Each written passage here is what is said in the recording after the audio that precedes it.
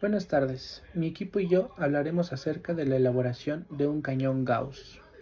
Como objetivo principal tenemos que analizar cómo se aplican las leyes del electromagnetismo en nuestro proyecto. Como objetivos específicos tenemos que analizar y realizar los cálculos correspondientes del cañón. Más aparte, verificaremos el correcto funcionamiento del cañón. En este proyecto nosotros vamos a hablar y vamos a abordar el tema del cañón de Gauss, el cual básicamente es un cañón que tiene una serie de electroimanes en su interior, los cuales aceleran magnéticamente un proyectil haciéndolo que salga disparado. Básicamente, en resumen, el cañón de Gauss como proyecto busca representar y demostrar las leyes de la energía mecánica, así como la conservación de la energía cinética y potencial y por supuesto la fuerza magnética que ejerce un imán sobre un metal. Todos los anteriores mencionados son temas que ya hemos visto con anterioridad, ya se han abordado y son de nuestro conocimiento. También a lo largo de este proyecto vamos a abordar lo que es la historia del cañón de Gauss, así como sus materiales y su funcionamiento, entre otros. En 1831, Gauss inició una colaboración con Wilhelm Weber, que los llevó al conocimiento sobre el magnetismo y las leyes de Kirchhoff en circuitos electrónicos. Desarrolló un método para medir la intensidad horizontal del campo magnético que tuvo uso en la segunda mitad del siglo XX. Y elaboró una teoría matemática que explica cómo separar las fuentes internas y externas del campo magnético de la Tierra, conocido como magnetosfera. Electromagnetismo, ¿qué es? Es un conjunto de fenómenos físicos por el que los objetos ejercen fuerzas de atracción o repulsión sobre otros con las mismas características magnéticas. Debido a que se generan por corrientes eléctricas o por momentos magnéticos, algunos de los materiales con estas características son el níquel, el hierro, cobalto y sus distintas aleaciones. ¿Quién lo descubrió? Michael Faraday comenzó en 1831 cuando Faraday realizó un par de experimentos que le permitieron descubrir el fenómeno de la inducción electromagnética, analizando que al mover un imán a través de un circuito cerrado se generaba una corriente eléctrica llamada corriente aducida. Campo magnético. Un campo magnético es un campo de fuerza que se va generando gracias al movimiento de cargas eléctricas. Este se mide en teslas o en distintas ocasiones se utilizan los Gauss.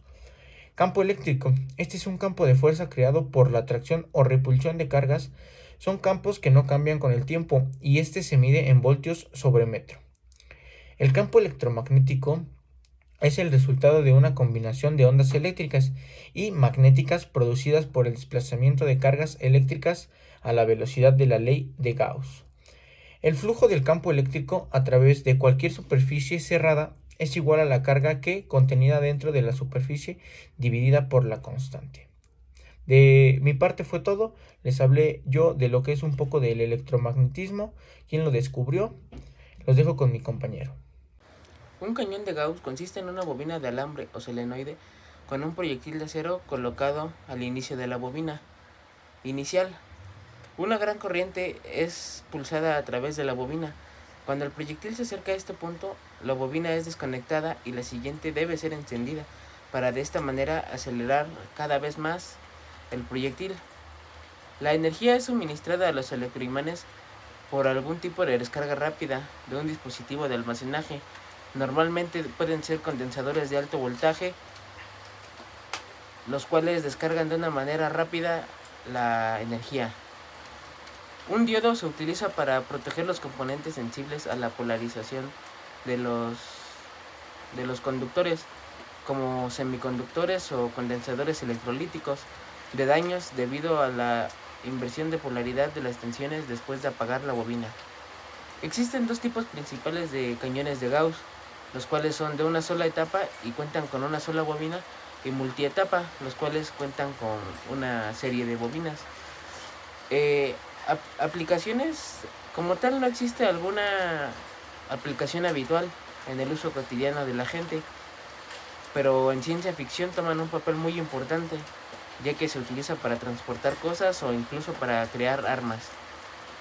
Aunque esto no es muy viable en la vida real, Se está estudiando el estudio de estos electroimanes para su aplicación en los test de levitación magnética. ¿Cómo funciona el cañón de Gauss? Es algo sencillo, ya que este se basa en los campos electromagnéticos generados por un alto voltaje. Podemos observar que tenemos las bobinas capaces de crear un campo magnético, tenemos los capacitores que soportan hasta 450 volts, tenemos un indicador de voltaje, el cual nos indica cuál es el voltaje real del capacitor. Tenemos unos LEDs que son infrarrojos, ya que se pone de este lado la munición. A la hora de presionar el botón, se alimenta la primera bobina, pasa la munición por los LEDs infrarrojos, cortan la señal de la primera bobina y pasan a la segunda, y vuelve a llegar a otros LEDs de infrarrojo que detectan el paso de la munición, cancelan la segunda bobina y es cuando entra la tercera bobina, que es la última, y sale disparado la munición. Ese es el funcionamiento general del cañón de Gauss. A continuación dejaré un video del funcionamiento del cañón. ¿Dónde está la bala? Acá está. Cargando. ¿Que se queme bien? Grabando con alguien. Nunca me pude permitir sí. ¿200? El SE. ¿200? ¿Eh? ¿200? Si llega a 200, que ya 200. 190, 91, 2, ¿A 200? 3. ¿Cuánto le vas a dar? 200.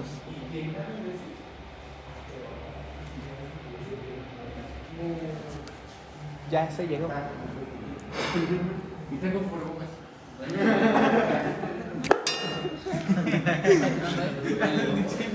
Ya está. Hola, yo les voy a hablar de los cálculos y para esta parte se ocuparon principalmente dos fórmulas. La primera es la intensidad máxima de descarga, en la que I es la intensidad máxima en amperios, Q es la carga en coulombs, R es la resistencia en ohms y C es la capacitancia en faradios. Sustituyendo en la fórmula nos da los valores, nos da un resultado de 4 amperios. Una vez conociendo este valor, ocuparemos la segunda fórmula, la cual es el campo magnético generado por el soleноide, en donde sus variables es B es la inducción magnética en teslas, N es el número de espiras, la siguiente es la permeabilidad del medio, la cual tiene un valor de 1.6 por 10 a la menos 6 teslas metros sobre amperio, y es la intensidad de la corriente en amperios, L es la longitud del soleноide. Sustituyendo las variables nos da este resultado que da 0.022 teslas, que es la capacidad del campo magnético generado por el soleноide. Bien, ahora les voy a hablar de los costos.